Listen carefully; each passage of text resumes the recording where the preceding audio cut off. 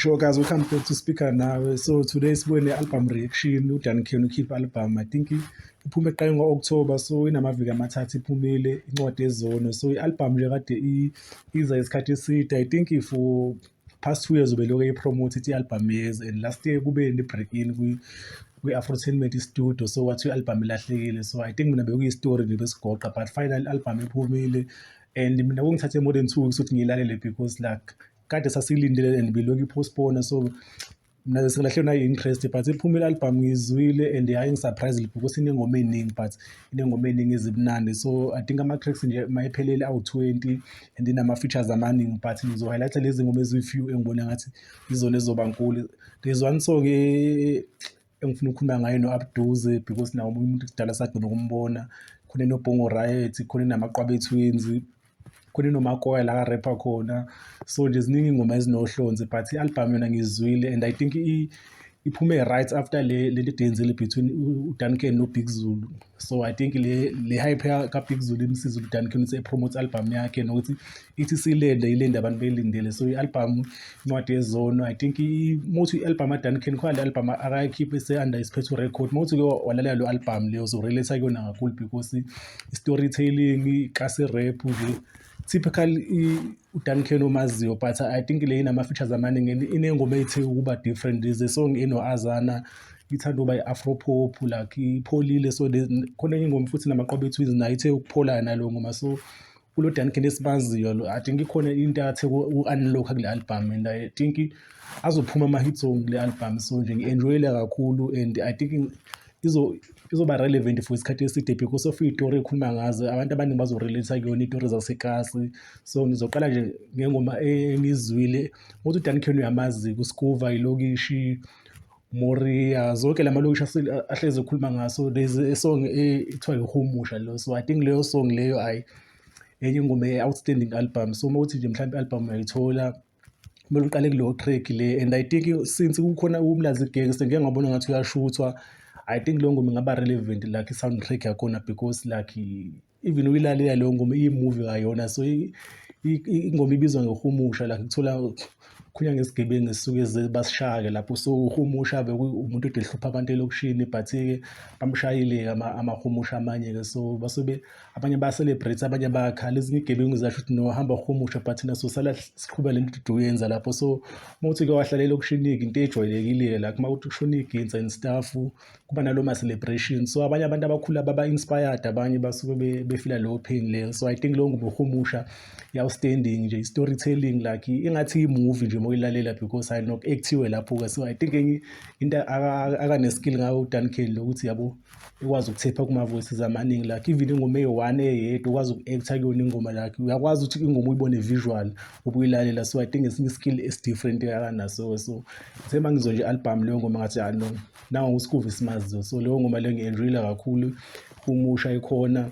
Also there's i-What About le no-Abduze. So leyo ngoma no-Abduze ba-angry kakhulu. So like I think ba-angry for everyone, like i-industry, ama-rappers amanye abayi-fake, ama-rappers anxiba skinny jeans. So yeah, I think ivesi la-Abduze lakho angry kakhulu. I think umjito ukhiphe ngokusesifubeni since samazi u-Abduze uke wathi kuba bubbling under but waphinde washona phansi. So I think ufila ngathi abantu abaningi bamsabotaja kwi-game. So yona into akazama ukuyisho-ke la ukuthi no ufila ngathi abantu bamsabotaja, abanye meyenza ama-features medopa then bona ingoma zabo ba-release. So enye into akade wayiposta after kuphumela album uthi no ubonga uDuncan uthi akazake mvalele ngaphandle after le ngoma bayenzile ukwazi ukuthi ukurelease, because abanye uyafika release a-record but masemele kurelease ingoma aba-release because basuke sapho uzobagqiba ngamavesi. So leyo ngoma-ke leyo interesting kakhulu because even uDuncan kuleyo ngoma khona ama-line la kadisa khona uBig Zulu uthi-ke.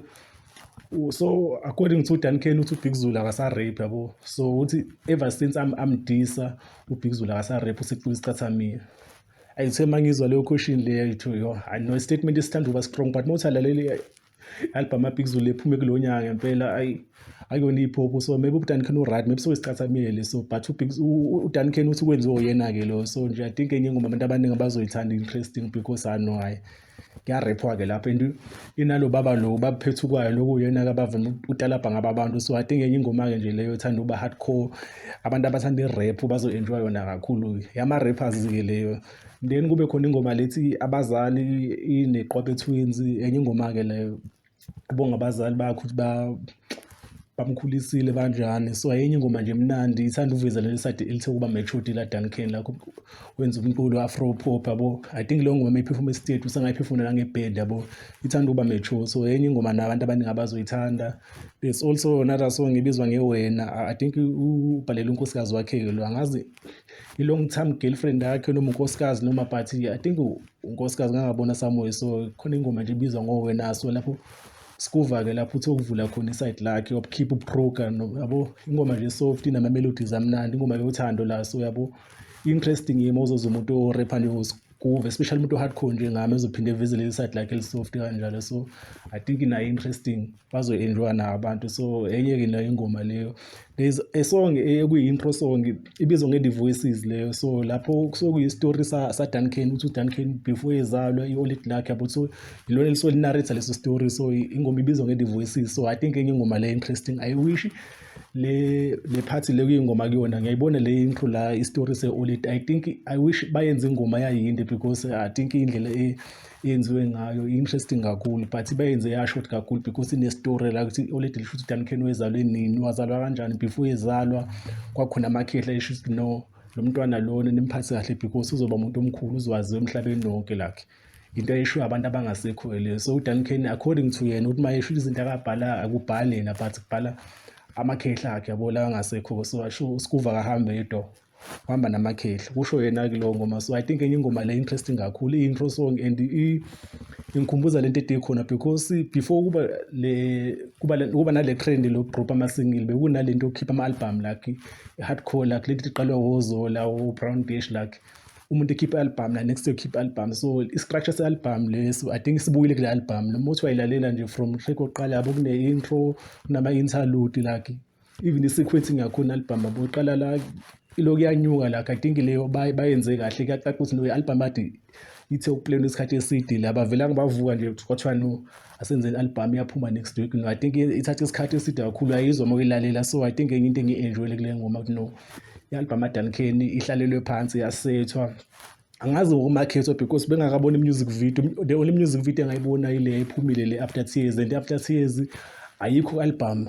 So this means After Tears ingoma nje yenziwe just ukudisa uBig Zulu. So ayihlangene nencwadi Yezono, but incwadi Yezono there's also a song le ekuyiyona ekhandele yona lakhe incwadi Yezono story laphana. I think ukhona umakhelwane laphana osuke kade egange komunye umakhelwane, so usuke seyinsukwini zakhe zokugcina. So uyaxolisa-ke laphana, uxolisa kumacengwane izinto akazenza unkosikazi wakhe. So naye enye ingoma interesting eveza kakhulu iside le-storytelling, ikhona ne-etilongweni nayo futhi le ine-storytelling kakhulu because all of abaningi bafike bezenze ama-gangster bhedawa le mgaqoni, but maybe bafike bejele, bafike bathole ontanga babo, bafike bexhashazwe laphana. So isuke ikhuluma ngalelo side ukuthi uma sufika waboshwa laphana wafahlaka, ufike uthola abanye-ke abafana nawe, kube nzima-ke uma sufika lapho. But I think i-feature nje interesting engizwe le-album ile enotira, bese kuba nale feature leyo no-Azana. So Azana nje mfethu uyazwala ukuthi no akayena umculo ye-house kuphela, like from afro pop, hip hop uyafisa anyway. So I think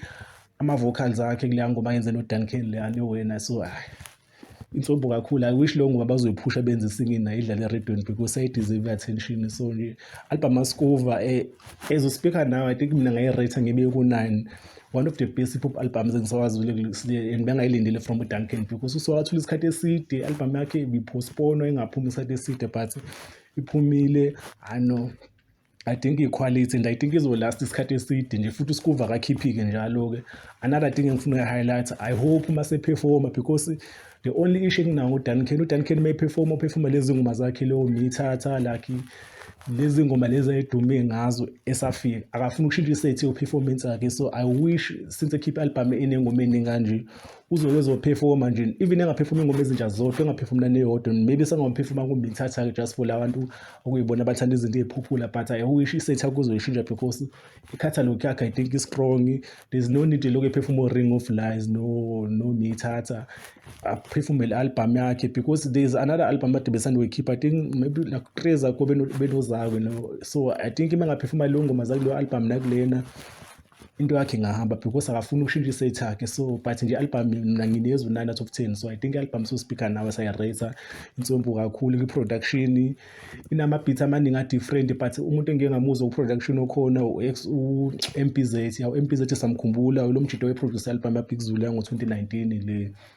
ushune Nkabi so I think engomeni eningi uyena but le ngoma eno-Abduza I think ine-sound kaWanda lo but I'm not sure ukuthi uproducer yena there's a guy we-producer u-Abduza ngaleza khathi so lo ngoma nje ifana exactly nale sound ayenze u-Abduza so I know insompo i-album so speaker naso inezwe 9 danke Skuva Maguluva awu